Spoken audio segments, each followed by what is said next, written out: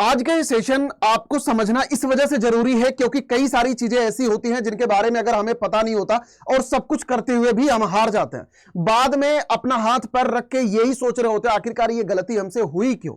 NTA हर साल जितने भी एग्जाम कंडक्ट कराता है, चाहे वो सीवीटी, नीट, जेई, हर एग्जाम में कई सारे क्राइटेरिया उसके ऐसे हैं जिनको आपको पहले ही समझ लेना जरूरी है। अदरवाइज आप पेपर देने के पहले ही आप बैन हो जाओगे और आपका एक साल बर्बाद हो जाएगा। एक साल बर्बाद होने का मतलब यह है कि आप अपनी जिंदगी में एक साल पीछे चले जाते हो, जिसका खामियाजा आपको पूरी जिंदगी भर भुगतना पड़ सकता है। तो आज के सेशन में मैं आपको डिटेल में समझाने वाला हूं कि आखिरकार वो कौन कौन सी चीजें ऐसी हैं जिनके बारे में आपको पहले से ही सीवीटी के एग्जाम में अवेयर रहना है। कहीं आप अगर ऐसी गलती कर रहे हैं या अगर अभी से अपने माइंड में सोच रहे हैं इन सब चीजों को करने का, तो अभी से आप लोग आगाह कर देता हूं कि बेटा ये सब चीजें मत करना, अदरवाइज आपका एडमिशन कैंसिल हो जाएगा सब कुछ होते हुए भी। तो यहां पर कई सारी चीजें ऐसी हैं जिनके थ्रू आप लोग पेपर में बैन हो सकते हो। अभी इनके बारे में मैं डिटेल में चर्चा करता हूं, ठीक है। तो सबसे पहला है violation of CVT eligibility criteria. कई सारे बच्चे ऐसे होते हैं जो क्लास 10th के बाद 1, 2, 3 साल का गैप लेते हैं और 12वीं पास नहीं करते। उनको लगता है कि हम सीवीटी दे लेंगे, तो बेटा आप सीवीटी नहीं दे पाएंगे। तो आपका सीवीटी का सबसे पहला क्राइटेरिया ही यही है कि आपको क्लास 12th पास होना जरूरी है, और वो भी एक रिकॉग्नाइज्ड बोर्ड से। ये बात ध्यान रखना, कई सारे बच्चे इधर उधर के बोर्ड से पास आउट हो जाते हैं, कोई प्राइवेट, कोई पेपर में देख के अनाप शनाप के बोर्ड से, कहीं पे कोई ऐसा बोर्ड होता है जो पास कराने की गारंटी ले रहा होता है। ऐसी जगहों से आप लोग आ जाते हैं और उसके बाद बेटा यहां पर पता लग रहा है उसकी मान्यता है ही नहीं और आपका एडमिशन कैंसिल हो जाता है।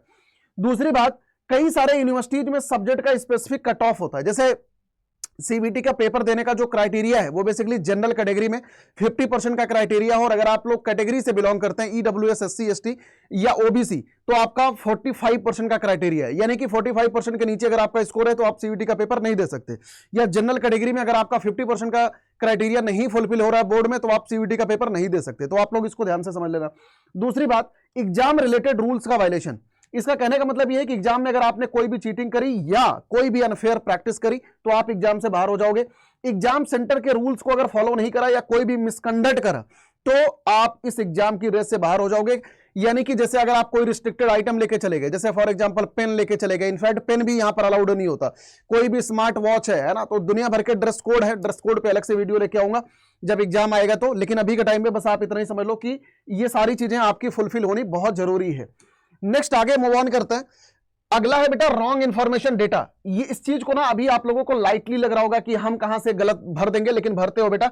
जो आपका नाम है, फादर नेम है, मदर नेम है, सब कुछ जितनी भी डिटेल आप फुलफिल कर रहे हो सीवीटी के फॉर्म में, ये सब कुछ आपके आधार कार्ड से मैच होनी जरूरी है। और जो भी आधार कार्ड में सारा डेटा है वो सब कुछ आपके सीवीटी के एप्लीकेशन फॉर्म से मैच होना जरूरी है। कहीं पर अगर ए और डबल ए का भी इशू है ना, उसको अभी से ही बेटा सही करा लो, ठीक है।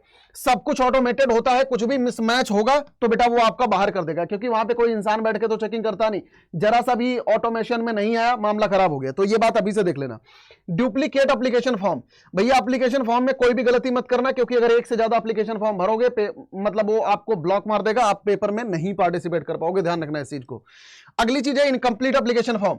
आप में से कई सारे बच्चे ऐसे हैं जो जैसे मान लो जैसे डॉक्यूमेंट अपलोड नहीं किया, क्योंकि जब आप लोग फॉर्म भरते हैं तो वहां पे पीडब्ल्यूबीडी का सर्टिफिकेट लगता है। जो भी सर्टिफिकेट वहां पर मांगता है, वैसे अभी के टाइम पे कैटेगरी सर्टिफिकेट मांगता नहीं है, पीडब्ल्यूबीडी सर्टिफिकेट मांगता है, या पीडब्ल्यूबीडी की अंडरटेकिंग मांगता है, या स्क्राइब की अंडरटेकिंग मांगता है। तो आपको सब कुछ यहां पर प्रॉपर अपलोड करना पड़ेगा, जैसे पीडब्ल्यू का सर्टिफिकेट, ठीक है। तो ये बात ध्यान रखना। इसके अलावा इम्पर्सोनेट, कई सारे लोगों को ऐसा लगता है कि हम अपनी जगह पर किसी भैया दीदी को भेज देंगे एग्जाम देने के लिए, इधर उधर की सेटिंग करते फिर रहे होता है। भैया ये काम मत करना, क्योंकि पेपर सीबीटी मोड में होने वाला है। सीबीटी मोड में जो तुम्हारे आधार कार्ड का फोटो है, सबसे पहले बैठा के तुम्हारी फोटो ही ली जाती है, और अगर वहां पर कोई दूसरा इंसान पाया गया ना बेटा, जिंदगी भर के लिए ब्लॉक मार देगा किसी भी नेशनल एग्जाम में। ये बात ध्यान रखना। और एक बार अगर किसी भी नेशनल एग्जाम में ब्लॉक्ड हो, आप ये पेपर नहीं दे पाओगे। अगली चीज, misuse of the reservation benefit. ये हरकत कई सारे लोग करते हैं, जिनका ईडब्ल्यूएस कैटेगरी का सर्टिफिकेट जो कई सारे बच्चे करते हैं, या ओबीसी एनसीएल का आप लोग इधर उधर के जुआर से, कहीं लेखपाल तहसीलदार से आप लोग बनवा लेते हो। लेकिन यह बात ध्यान रखना, अगर प्रॉपर क्राइटेरिया होल्ड नहीं कर रहे हो, सब कुछ होने के बावजूद भी बेटा एडमिशन कैंसिल हो सकता है। यह बात ध्यान रखना। अगर किसी ने गलत तरीके से रिजर्वेशन बेनिफिट उठाया, या कोई भी डॉक्यूमेंट अगर आपने बनवा लिया इधर उधर पैसा वैसा खिला के, बहुत सारे लोग करते हैं, तो इस चीज को जरूर ध्यान रखना। मेडिकल डिस्क्वालिफिकेशन, कई सारे प्रोग्राम ऐसे होते हैं, जैसे डीयू का ईसीए स्पोर्ट कोटा है, या जैसे म्यूजिक का का है, या कई सारे यूनिवर्सिटीज में कुछ एक स्पेसिफिक प्रोग्राम होते हैं जहां पर आपके फिजिकल फिटनेस का सर्टिफिकेट वहां पे लगता है कि आप इतनी तेज दौड़ पा रहे हो या आपकी हाइट इतनी होनी चाहिए। तो अगर ऐसी कहीं पर है तो अगर आपका मेडिकल डिस्क्वालिफिकेशन वहां पर हो सकता है, अगर आप लोग मेडिकली फिट नहीं हो या मेडिकली कोई भी इशू है तो, ठीक है, इसको ध्यान में रखना अगर कहीं पर ऐसी जगह पर अप्लाई कर रहे हो। दूसरी चीज, टाइम के अंदर फॉर्म को सबमिट ना करना। कई सारे लोग लास्ट मोमेंट का वेट कर रहे होते हैं। जब भी एप्लीकेशन फॉर्म आए शुरुआत के 15 से 20 दिनों में भर भरा के सबमिट कर देना, बाद में लास्ट मोमेंट का इंतजार मत करना, नहीं तो पूरा साल बर्बाद हो जाता है। टाइमली पेपर देने नहीं पहुंचना, लास्ट ईयर ये नौटंकी बहुत ज्यादा पाई गई थी। कई सारे बच्चे वहां पर जाके बेटा वो कोई कंप्लेन आपकी सुनते नहीं है। अगर आपका पेपर 9 बजे से चालू है तो भैया 9 बजे के पहले ही पेपर एग्जामिनेशन सेंटर पे पहुंच जाना।